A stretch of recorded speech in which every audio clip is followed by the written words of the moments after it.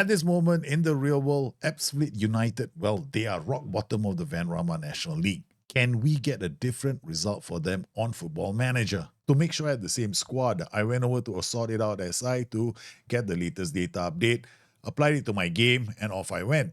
And using the methodology I explained on my last show about tactical advantages, I used the same approach, and lo and behold, they finished top of the table. So I'm going to share with you not only my tactic, which can be used by any team that has got a distinct disadvantage in attributes, and basically you can't find any single thing that says advantage. We go manufacture an advantage. Yes, that's exactly what I did. So jumping reach, these are probably defenders. They take all the defenders and they average it out. Now, if I were to do the same thing and just look at the average, I'm in trouble. Our attributes didn't stack favorably against the rest of the league. And even though I started with a 4-4-2, I had to settle for a 4-4-2 with defensive midfielders because it was the only way to protect our fragile central defenders. Being able to adapt this 4-4-2 DM would be key if I wanted to do well. Look at Ebbsfleet starting on fire. Okay, drop the... Okay, we got... Inside the first couple of minutes, we had 6 shots already, 6 chances. I tell you, heavy crossing tactic. Randall going out. Tries, beats one fella, comes in, puts it in the far post. Samuel with the first goal of the game. Why did I go from mid-block to high block? I'll tell you why. Because we ain't defending. We got nobody who can defend the ball. So instead of playing so deep, we decided, okay, that's it, man. So we're taking the game to all these teams already. No more sitting back, hoping to get you the block. We got no advantage playing that deep, right? So what's the point? So might as well attack. There'll be an open game. We'll probably concede a lot of goals. But hey, man, at least we make sure that we entertain all the Ebbsfleet fans at home, man. Samuel, looking at Tanga. Tanga goes in, looks Suare is a complicated line break. No, it's not. Tanga with the header. Okay. Got a first time we've taken the lead. No more we sit back and hope to, defend the break. No, it's not happening. That's the major disadvantage for us. Again, we're forcing them to play the ball out. Correct. All these teams cannot play the ball out defense. So the keepers have the kick. So they gives us a second chance. Punches out again. Phone call out to Randall. Randall looking, crossing again. Tanga, it's a second goal. So what is the mistake I was making? Has anyone spotted the mistake I was playing or not? Okay, I want to know, you guys. See, okay, first up, we're playing against what? A 5-2-1-2, right? Okay, so that tactic has got the wing backs that will come out and attack me. For it to be. So if I play a mid-block against that formation, I'm just asking for trouble, right? Already we cannot defend against the cross. We want to invite all these punk rockers into my area with the AMC playing behind 2 strikers. So might as well attack that formation and keep it back. So those wing backs end up defending all day long. All right, so those wingers will put more pressure on the wing backs. See, the wing backs have got 6.4, 6.5, plus they got these 2 DMs that will come up the pitch, right? So they have to move up. See, I've got 2 DMs, so these guys have to come all the way up here for them to be effective. There's always going to be a problem on one flank where they have the volante. That's about it. It's not like biggie. We're just playing a simple system now. By halftime, we were 4 goals up, and I started speed running while I was live streaming. Play high up the pitch because we can't defend against crosses. That's the only thing I did. Yeah. All the tactics are sound. I just all the mid blocks become high blocks. So we had a really dodgy start, right? Boom, boom, and we needed a win. So we managed to get one against one of these teams. Most likely, I know this whoever I played probably is Aldershot, right? So Aldershot must be a relegation bound team, Okay, Aldershot. So they also on a bad run of form. But this is the biggest defeat they've had. Next, Oldham, who came out with a very defensive formation, did a reasonably good job of shutting down their crossing ability for this team. This game was a tough game for us, but we kept pressure on them again. Having these 4 players in front. So if you watch the transition from here, because I like to watch it from the back, right? So here we go. Where is my winger? He's already sitting on their wing back. This guy's sitting on the wing back. So all I need to do is get the ball up here. We bypass the tree, and I want to bypass this group. So here we go. Dallison plays a Randall. He immediately comes inside because he's right-footed, remember? So by doing this, he's going to pull 3 of these guys away. Creates a space, runs in, and now I have got this option. Now, this is where it's all luck. No, there's no tactic here. This is all bloody, this is all luck all the way. So Randall goes in, drops one into the air, and then Bingham wins a header, and Samuel hits a goal. So I like this as the first goal. Second goal was a penalty. I can't remember how this was, how we won the penalty. The third one, again, because you're putting so much pressure on their back line. So here, I think this is off a set piece. Yeah, there we go. Kellerman with a set piece. They got 3 here. We already have an advantage, right? We have more men in the area than they do. 1 extra person. Okay. So you put it in, we already have the 1 area. Gets into the area. Polion, the striker. They clear the danger. 1, 2, 3, 4, 5. You've got 2 here. Stewart is a defender for some reason. O'Neill, right fullback, plays it to Domi, and this was a glorious goal. I was like, oh my God, the third goal. Domi, look at this thunderbolt. From here, he thunderbolt. Because, I mean, the goalkeeper is in nowhere land. So, yeah, okay, that helped. So that was a great win. Then came the big kahuna. Rockdale, who have the best pass percentage in the league at 88% pass completion. They are playing a 4-2-3-1. I went with a 4-4-2 DM. Because I was going to this game, I was thinking to myself, okay, look, if they do focus play, they're going to bring these guys up. But they'll leave this guy to move them around. Problem is, it's tough, right? Tough for me to defend against this if I'm playing a 4-2-4 because then I only have 2 guys back, right? And I still need to protect myself against these 2.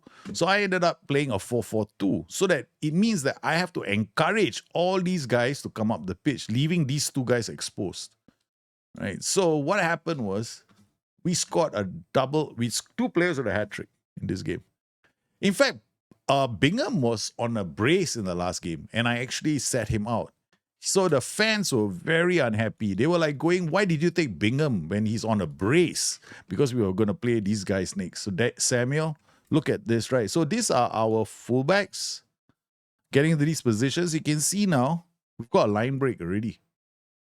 Because all he has to do is play a ball over the top or through, and we have a line break, right? So he goes in, that was a line break, but he brought down and we scored a very fortunate goal. So half the time, I'm getting a lot of these goals from dumb luck. Because I'm forcing the AI into making a lot of mistakes. Yeah, because their backline has got poor first touch most of the time. Bingham inside, again, another goal. And then we got O'Neill's to Samuel. I was so happy when we started playing. Polion is like great in the area. But the guy who's leading our team in terms of goals right now is actually Bingham. The guy I didn't like at the start of the season, but I think him and Polion together, they're working really well. I mean, his jumping reach is only 13. It's nothing to shout about. But when other teams have got poor technique, then it becomes an advantage. But I know I went for the whole cross ball thing because that's our only. It's a strength when you think about it, right? So I'll explain how I see it as a strength. So we're really happy. Samuel is actually a striker. I turned him into a winger. And then what I did in this game is I went like 4-4-2, 4-2-4, 4-4-2, 4-2-4, 4-4-2, 4-4-2. I kept mixing things up. Each time they started playing with wingbacks, I switched to a 4-2-4 so I could hit the zone behind those wingbacks. And each time, so it was a case of me tweaking on the go. So this is the only real game that I was like, okay, we got to win. Then this game, I'll be very honest with you guys. I'll tell you right now, game was simulated. I hit the simulate game. Remember, it's an option, right? You simulate. So I wanted to simulate. I wanted to finish these games quickly. And I wanted to go to sleep. Then we played that game 1-1. I got fed up. I played this game 3-1. At this point, I was still playing. It's still playing a 4-2-4 with Tamler. Tamler playing a 4-2-3. Same principle again. Put pressure on the back line. And again, watching the goals, you see the same pattern emerging, right? The same pattern. The pattern is always the same, right? This game we fell a goal behind. The pattern is always the same, right? We gotta get crosses in, failing which you get corners lead to goals. There we go. Another one, 4-2-4. It's just that there are 4 men at the back line, right? they're put into so much pressure with crosses. To keep this transparent, I kicked it off as a live stream, shared the save with the guys on Discord, and I can tell you something, there was a big surprise at the end because I forgot there are certain things about lower league saves that can, put a roadblock somewhere that's going to make it really hard for you to achieve your goals. He wanted to have a big contract, right? Full-time contract, and he wanted 100 over £1,000 a week. I can't afford to pay him. And he was one of the better defenders, better fullbacks I had. So he left. And then we got Tanga, we got Kane. Kane threatened to leave as well. So quite a number of players were about to walk out. Suarez is still playing. He's the only defender left back that I have. If he goes, I got no left back. I got no left back. These two guys were on fire the whole season. So between them, they got us promoted. I barely survived January. I'll tell you why. Forest Green was the last time I had my players. My two players had left. One here and one here. So I lost a left back and I lost a right back. We had Jack Taylor, right? So at this point in time, the interesting thing is there was an emergency recruitment meeting because another two players were injured as well. So I had injuries. I had a few players injured. I had no left back anymore. My right wing, one of my goal-scoring right wingers and creators had left. The board looked at me, they came to me and said, we need to add players to the squad. These are recommendations. And I'm looking at the wage budget, going, I don't have players, so I had to start releasing players, make sure that players left. So I had to do this gamble, big gamble. All right. I started playing players knowing their contracts are going to expire in the next 3 months. I had to take a huge chance that these players would believe in winning the title. Then we added this guy. He was available on a free. Okay, because I had no choice. So I went out there. We had some wage budget left over because a few players had left, and I signed him because he was the same price as Suarez, who left. Right, Suarez was earning about 58, so he was going to be 41. So for price was cheaper. So he joined the club, and I say, okay, fine, we got a left back. So he wanted to come as a star player, I had no choice. But he's on a 5-month contract, which is great for me. Brilliant. He's only got a 5-month contract, which expires in June. Perfect. Okay, that's as long as I need him for. So I didn't mind him being a star player. So I was thinking to myself, okay, clubs came to me wanting to sign the players. Players want to leave. This is something you face in lower league football all the time. All the time. You got to make a decision, and it's a hard decision not to panic. Okay, so I didn't panic. I will let all their contracts run out because the one thing in lower league football is you don't want to start the following season with too many players, 25, 26, 25. You want an ideal situation like 24 so that you can do a clean rebuild of your team the following season. So I had to do that without upsetting the apple cart. Look at the formation. So we only use this formation. So we use this, and there are multiple variations of this, like inverted fullbacks on defend. When I switch to this, it goes inverted fullback on defend or fullback on support. So you can see the harmony. The harmony between our players, because these are the only players that have been playing. That's it. Opposition instructions have been very simple. Backline press. Okay. So now the question is, can we are what now? 5 points clear. All I need to do is not lose Hartlepool. Thanks, man, Spurs fan. And God, Spurs. Live the Pro. I started 6th division with Chester City. 10 games, 10 wins, all your YouTube content. You're awesome, and thanks for sharing your knowledge. Oh, thank you very much, man. So now, okay. So, there's no tactical advantage with Ebbsfleet, right? So, I created a 4-4-2 DM because if you can't find a tactical advantage with the players themselves, hey, can he cross the ball? Can he do this? Can he do that? No, you can't. You can't find that, right? So what you do is you make your formation a tactical advantage. By having a box defense, you make it harder for teams to break you down. Then by having two players on the flanks, you can always get up the pitch and deliver crosses. And by having two strikers, you got an option, right? So that's my logic in using the 4-4-2. So now, it's very rare, but we're going to watch this, man. Bingham goes down straight away.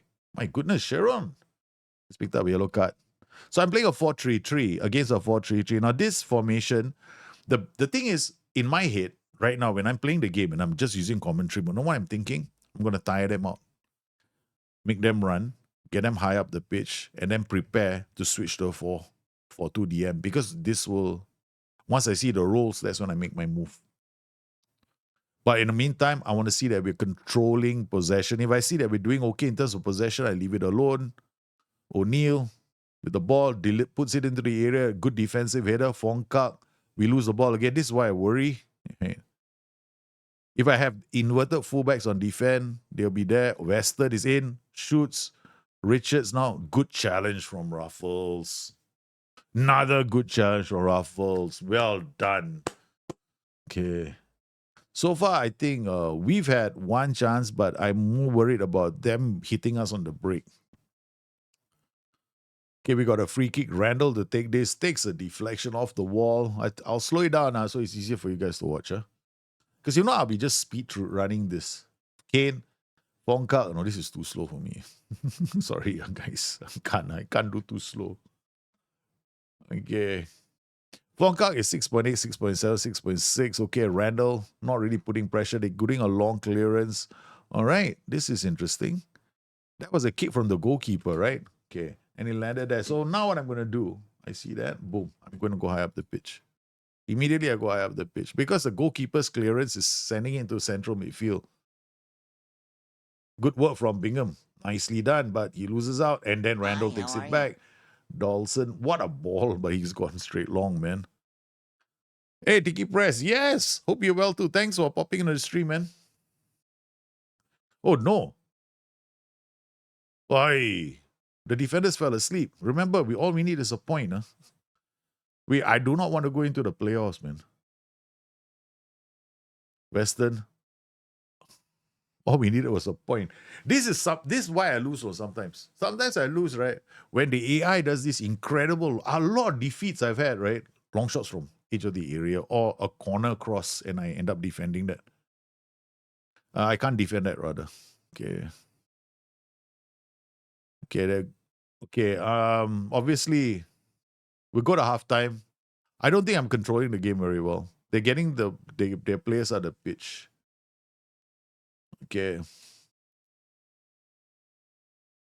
Gonna go to attacking mentality, distribute to the we're gonna counter press, and we're gonna distribute from the back. Build the play up, move the ball up the pitch. Gonna drop the tempo down. Okay, second. Now we're gonna this is gonna be a bit more risky. Have you seen in real life what position is this team on the table? Hope you're doing better. I don't know what they're doing. I didn't check how they're doing in real life. Yeah. I don't compare Football Manager to real life. Yeah. Football Manager is just Football Manager. It's not real. Never has been. Very good. Our change to our tactical system, taking a bit more risk, shifting ourselves higher up the pitch, seems to have worked because your line of engagement in your defensive line will be higher, so we're playing higher up the pitch. And because okay, good. We managed to get the equalizer straight at the start of the second half. We have to keep putting pressure on those three in midfield, and that will happen with our 4-3-3. Just now it's too deep. Ruffles to Taylor. Taylor can't get that. Neil can put. Yeah, Neil can put one in the area. We got one hand on the trophy. We have one hand on the trophy. They have one hand on the trophy. Can you explain why you turn the tempo down? Okay, when you want to get more players involved in the transition, more players to support play, you lower the tempo. When you play on a higher tempo, you're trying to get the ball up the pitch quickly. And if you have like an advance or a target man, then chances are, okay, your fullbacks might not be participating in attacks early enough. So if you want more players to be involved in the transition, you always lower tempo. But if you lower it too much, then you're giving opposition teams more opportunities to jump on your mistakes. I would never recommend it with a lower league team to play on any tempo lower than normal. Yeah, Football Manager isn't real life. It's a fantasy we live by every single day, guys. Yes. All right, we managed to get the lead. We managed to take the lead. Do I want to drop back into a defensive posture? Definitely not, because I want to pin their wing backs. I want to pin these guys back. You can see their shape, right? So our shape is quite solid at the moment. And looking at our pass maps, we were putting more pressure down their right flank. Here the pass map is pretty clear, or rather not so, since my ugly mug is blocking you guys. Okay, all right, as you can see here, right, at the moment, I think that's a good position for my camera, actually. Come to think of it. Yeah, maybe I should put it there next time. Then I'll cover the stats, but who cares about stats, right?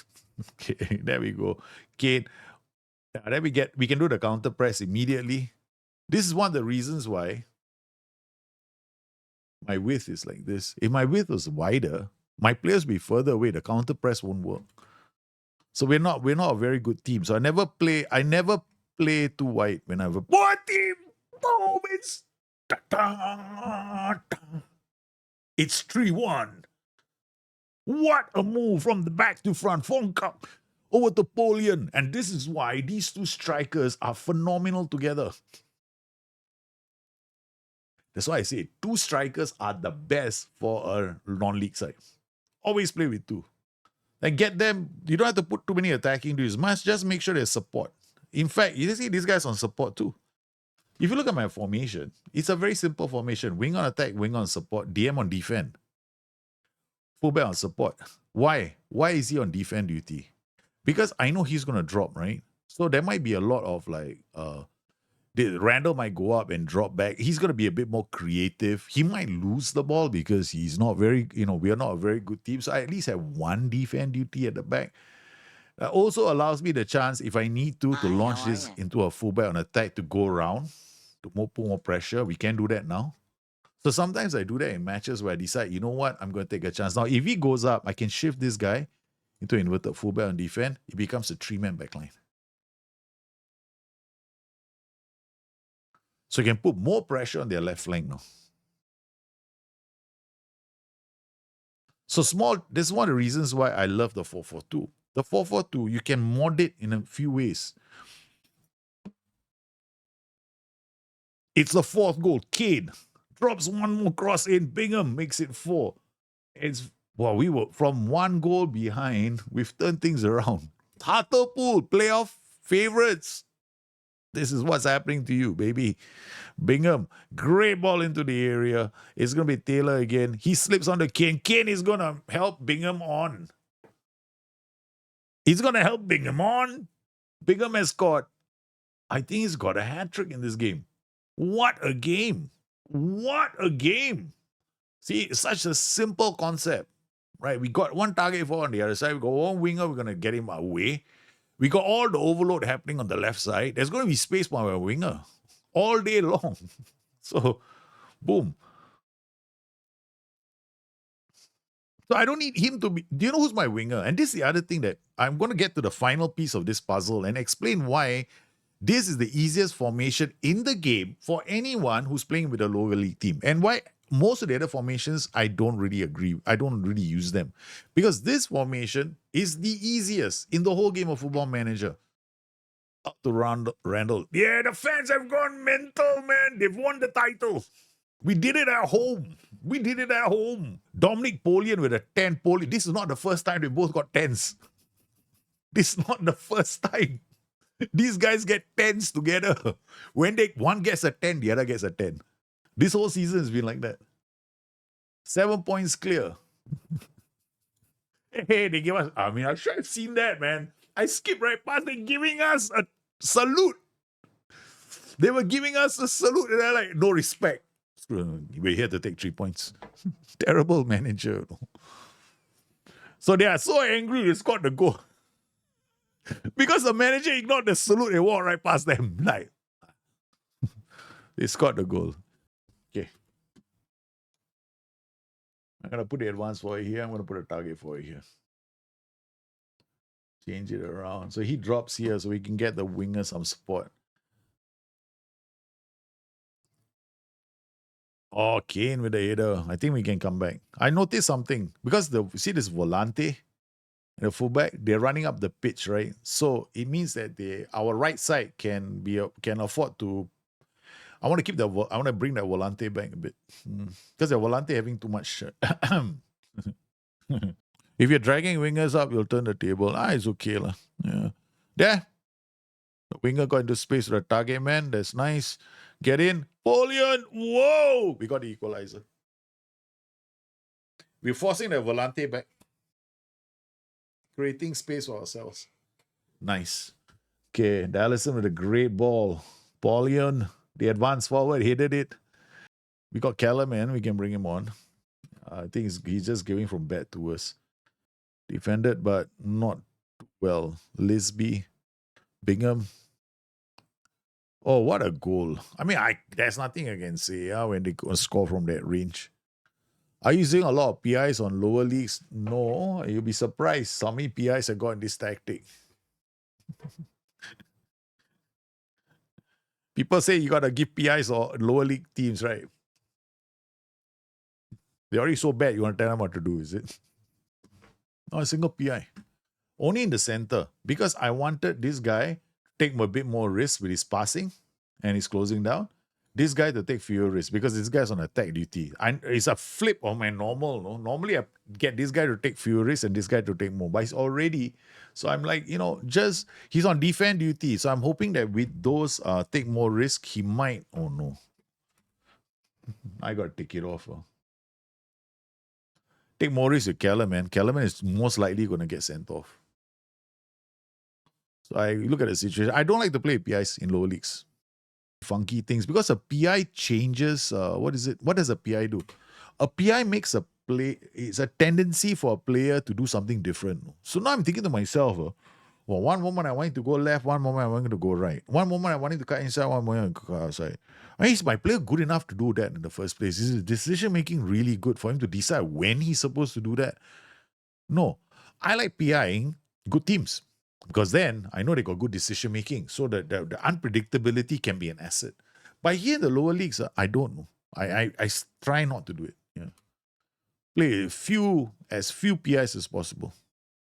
3-2. The winger attack has got target forward, broke into the space and scored a goal. So there we go. Ebbsfleet, 100 points, top of the table, clear, run away, champions.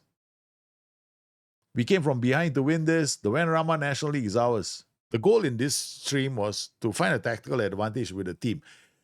If I get promoted, I'm crafting a tactical advantage. That's different. Right? Signing players, adding to the team to build on what I've already got. So that's different. So if I were going to be playing next season, I carry on playing exactly the same system, 4-2-4, because I'm going to be an underdog. I did this in every lower league save since the days of Gloucester City, right? So that's a Kingstonian Diaries. I always found a tactic that would give me a tactical advantage throughout. And I used to favor the 4-1-3-2 because there are two strikers as well. Back in the day, I think up to about FM 17, fullbacks and wingbacks were king. You could create a lot of tactics with them, and the AI was terrible at defending. Now the AI is getting better at defending, so this formation has become one of the best formations in the game for non-league football. This is, in my opinion, the best formation for a non-league side. You're guaranteed to be safe, and you're gonna punch above your weight all the time, because you're protecting yourself in the center with a box. You have a double flank attack. You can switch it on and switch it off anytime you want. And then if you're getting desperate and you're thinking to yourself, okay, fine, how do I score on the break if I'm desperate?